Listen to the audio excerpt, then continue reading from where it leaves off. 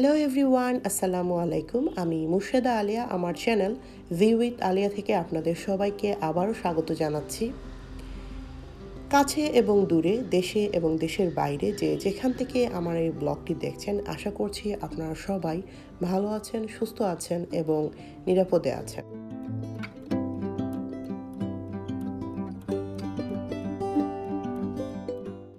ঠান্ডা ঠান্ডা সকালবেলা গরম চা দিয়ে পিঠা খেতে কিন্তু আমাদের সবারই অনেক ভালো লাগে, তাই না? আমারও কিন্তু ভালো লাগে। তো আজকে সকালবেলা ভাবলাম যে কয়েকটা নুনিয়া পিঠা করে ফেলি। এই নুনিয়া পিঠাটাকে আমাদের সিলেটিরা নুনগড়া বলে থাকে, তো সেটাই করে নিচ্ছিলাম। আর গতকাল সন্ধ্যাবেলা কয়েকটা তেলের পিঠা করেছিলাম, এগুলো আজকে ব্রেকফাস্টে গরম করে নেব।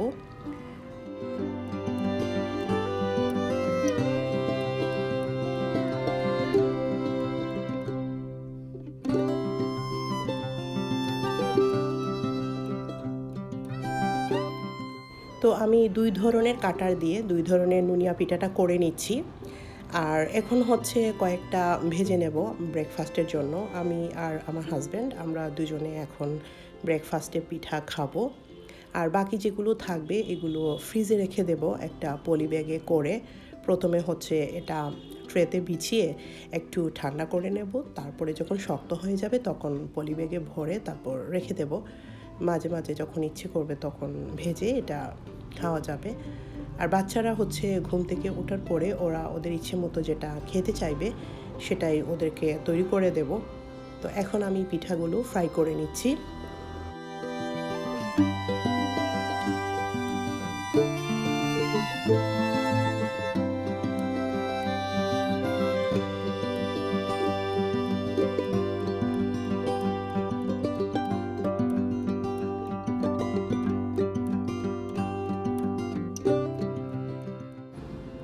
তো সবগুলো পিঠা ফ্রাই করা হয়ে গেল। এখন আমি টেবিলটা একটু গুছিয়ে নিচ্ছি নাস্তা করার জন্য। তো যা যা লাগে সব কিছু নিয়ে নিলাম। আর এখানে একটা ডিম ফ্রাই করে নিচ্ছি আমার হাজব্যান্ডের জন্য। উনি পিঠা দিয়ে ডিমটা খেতে পছন্দ করেন। তো এখন আমরা দুজনে মিলে ব্রেকফাস্টটা করে নেব। এরপরে তো আবার দুপুরের খাওয়া দাওয়ার চিন্তা ভাবনা করতে হবে, কি রান্না করব কি না করব। তো আজকে ভাবছি যে দুপুরবেলা ভর্তা করে নেব। একটা লাই শাকের ভর্তা আর আরেকটা স্পেশাল ভর্তা, এটা মূলার ভর্তা।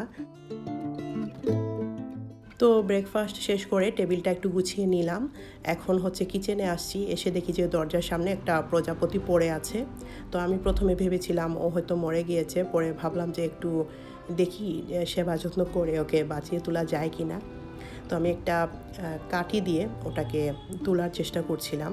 পৃথিবীতে যত ধরনের কীটপতঙ্গ আছে তার মধ্যে প্রজাপতি আমার অনেক ফেভারিট। ছোটোবেলা থেকে আমি প্রজাপতি অনেক পছন্দ করি। তো হাত দিয়ে ধরতে একটু ভয় পাই, কারণ ছোটোবেলায় একবার প্রজাপতি ধরেছিলাম হাতে, তখন ওর ডানাটা ছিঁড়ে চলে আসছিল। এরপর থেকে আর হাত দিয়ে প্রজাপতি ধরি না। তো যাই হোক, ও মোটামুটি ভালো হয়ে গিয়েছে আর তারপর জানালা দিয়ে উড়ে চলে গিয়েছে। তো এখন আমি রান্নাবাড়া শুরু করব। তো প্রথমে ডালটা ভিজিয়ে নিয়েছি। আমার বাসায় তো প্রতিদিন ডাল রান্না করা লাগে, তো ডালটা ভিজিয়ে নিলাম। আর গতকালের গরুর মাংসের তরকারি আছে, তো আজকে ভাবলাম যে ভর্তাটা করে নেই আর আপনাদের সাথে শেয়ার করে নেই।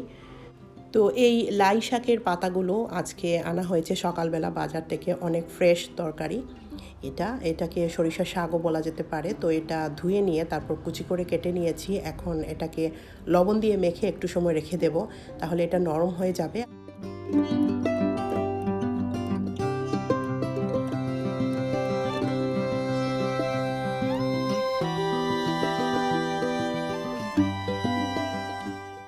তো এখন আমি ডালে ফোড়ন দেওয়ার জন্য রসুনটা আগে কেটে নিচ্ছি। আগে ডালটা ফোড়ন দিয়ে নেব, তারপরে ভর্তার প্রিপারেশনে যাব। তো লবণ দিয়ে তো মেখে রেখেছি শাকগুলো, ওগুলো নরম হয়ে যাবে। আর কিছুটা যখন পানি বের হবে সেই পানিটা একটু ফেলে দেব হাত দিয়ে চিপে নিয়ে, তাহলে ভর্তাটা অনেক টেস্টি হবে। তো রসুনগুলো কাটতে কাটতে আপনাদের সাথে সেই পুরনো কথাটাই বলবো। যারা আমার চ্যানেলটি সাবস্ক্রাইব করেছেন তাদের সবাইকে অনেক অনেক ধন্যবাদ। আর যারা এখনও আমার চ্যানেলটি সাবস্ক্রাইব করেননি তাদেরকে অনুরোধ করব, প্লিজ আমার চ্যানেলটি সাবস্ক্রাইব করে নেবেন আর বেল বাটনে একটা ক্লিক করে দেবেন, তাহলে আমার ব্লগগুলো যখনই আমি আপলোড করব সেটা সঙ্গে সঙ্গে আপনাদের নোটিফিকেশনে চলে আসবে। তো যাই হোক, এখন আমি ডালটা ফোড়ন দিয়ে দিলাম।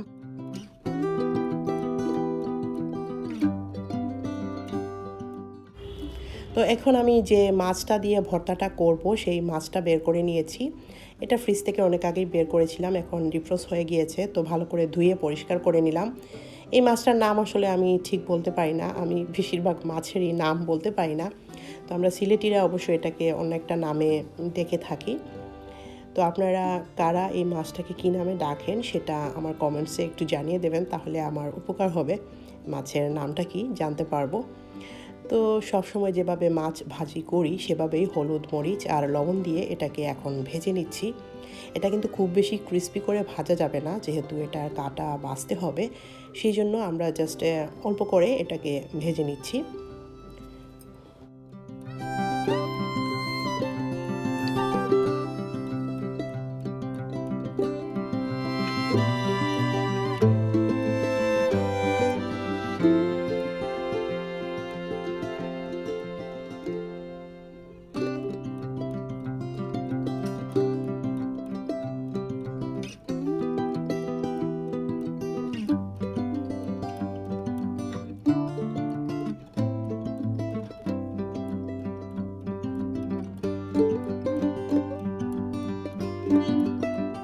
তো এদিকে হচ্ছে মাছটা ভাজা হচ্ছে আর আমি এদিকে পেঁয়াজ কাঁচামরিচ ওগুলো কুচি করে নিচ্ছি। তো পেঁয়াজটা কেটে ফেলেছি, এখন হচ্ছে কাঁচামরিচটা কাটবো। তো এই অর্গানাইজারটা এনেছিলাম, এটা দিয়ে কাঁচামরিচ তারপর ধনেপাতা ওগুলো নাকি কুচি কুচি করা যায়। তো অনেক সুন্দর এটার রিভিউ দেখে তারপর নিয়ে আসছি। তো এটা দিয়ে এখন দেখছি কাঁচামরিচ কাটা অনেক কষ্ট, জাস্ট কাঁচামরিচটা ভিতরে দিচ্ছি কিন্তু ওটা বের হয়ে আসছে না, হাত দিয়ে আমাকে এটা বের করতে হচ্ছে। তো মরিচগুলো একদম ভিতরে আটকে যাচ্ছিল, যে কারণে আমি হাত দিয়ে এটাকে বের করার চেষ্টা করছি। আর হাত দিয়ে বের করাটা কিন্তু একদমই উচিত না, কারণ এটা অনেক ধারালো, ছুরির মতো। তো এটাকে এভাবে হাত দিয়ে খোঁচাখুচি করতে গিয়ে আমি আমার হাত কেটে ফেলেছি, এই যে আঙুলটা কেটে একদম অনেক রক্ত বের হয়েছে, একদম রক্তরক্তি ব্যাপার আর কি, যেটাকে বলা যেতে পারে।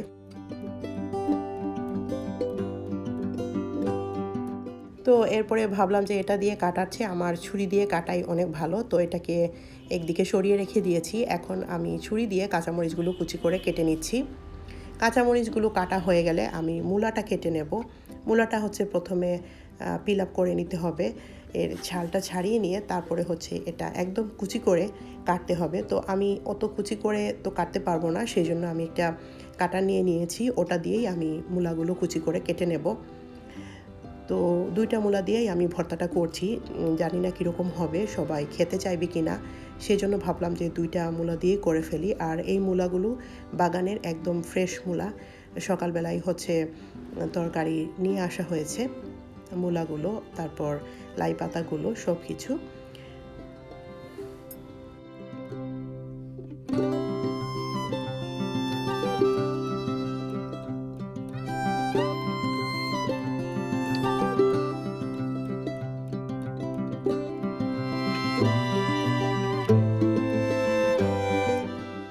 তো মূলাটার দুই মাথা কেটে নিলাম, এখন আমি এই কাঁটাটা দিয়ে মূলাটাকে কুচি করে কেটে নিচ্ছি। এটা কুচি করে কেটে নেওয়ার পরে তারপর লবণ দিয়ে কিছু সময় মেখে রাখতে হবে। তো এটা ঠিক এরকম কুচি কুচি হয়েছে। লবণ দিয়ে মেখে রাখার পরে পানিটা একটু চিপে ফেলে দেব, তারপরে হচ্ছে মাছ দিয়ে ভর্তাটা করে ফেলবো। তো আমি এখন মাছের কাঁটাটা বেছে নিচ্ছি। এই মাছের হচ্ছে মাঝখানে একটু কাটা থাকে আর নিচের দিকে কাটা কম থাকে, তো বেছে ফেলা অনেক সহজ, ঝটপট বেছে ফেলা যায়। তো আমি সবগুলো মাছের কাটা বেছে নিলাম। এখন আমি একটা বাটির মধ্যে পেঁয়াজ, কাঁচামরিচ, ধনেপাতা আর হচ্ছে সরষের তেলটা নেব। তারপরে হচ্ছে লবণ দিয়ে এগুলোকে আগে মেখে নেব, তারপর মাছ দিয়ে মেখে ওটার মধ্যে হচ্ছে চিপে রাখা মূলাটা দিয়ে তারপর ভালো করে মেখে ভর্তাটা তৈরি করে নেব। তো এই মূলার ভর্তাটা কিন্তু মাছের বদলে যদি বালাচাও যে শুটকিটা পাওয়া যায় সেটা দিয়ে করা হয়, তাহলে কিন্তু খেতে অনেক ভালো লাগে। মাছ ছাড়াও কিন্তু এই ভর্তাটা করা যায়, সেটাও খেতে ভালো হয়। তো আমার বাসায় যেহেতু ঝালটা একটু কম খাওয়া হয়, সেই জন্য আমি কাঁচামরিচটা একটু কম দিয়েছি, আপনারা চাইলে আরও বেশি করে দিতে পারেন। আর শুকনো মরিচ হচ্ছে একটু রোস্ট করে তারপর এটাও এখানে ভেঙে তারপর দেওয়া যেতে পারে, সেটাও খেতে অনেক টেস্টি হবে। তো আমি যেভাবে করেছি সেভাবেও খেতে খারাপ হয়নি, অনেক ভালো হয়েছে। আমরা এই মূলার ভর্তা আর লাই শাকের ভর্তা দিয়েই আজকে দুপুরের খাবার খেয়ে নিয়েছি, অনেক টেস্টি হয়েছিল। তো এখন আমি এগুলোকে বাটিতে নিয়ে সার্ভ করে নেব।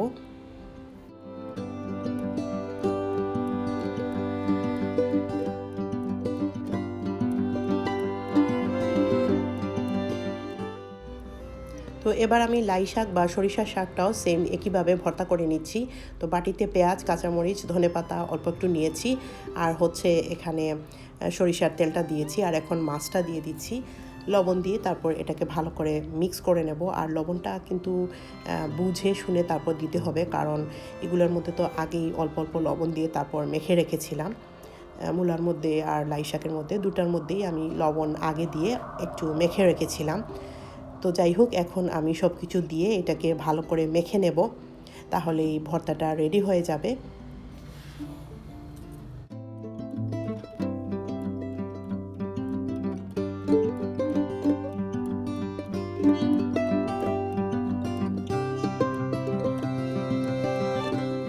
তো এই ধরনের ভর্তাগুলো খাওয়ার আগে আগেই রেডি করে তারপর টেবিলে নিয়ে যাওয়াটাই ভালো। গরম ভাত দিয়ে খেতে এগুলো কিন্তু অনেক ভালো লাগে। আর এগুলোর মধ্যে যেহেতু কাঁচা সব কিছু দেওয়া আছে, পেঁয়াজ, মরিচ, তো এগুলো কিন্তু নষ্ট হয়ে যাবার ভয় থাকে। এগুলো ফ্রিজে রেখে তত বেশি ভালো লাগে না খেতে, এর টেস্টটা নষ্ট হয়ে যায়। তো যাই হোক, আজকের ব্লগটা আমি এখানেই শেষ করছি। আপনারা সবাই অনেক ভালো থাকবেন, আমাদের জন্য দোয়া করবেন। দেখা হচ্ছে নেক্সট ব্লগে। আল্লাহ হাফেজ।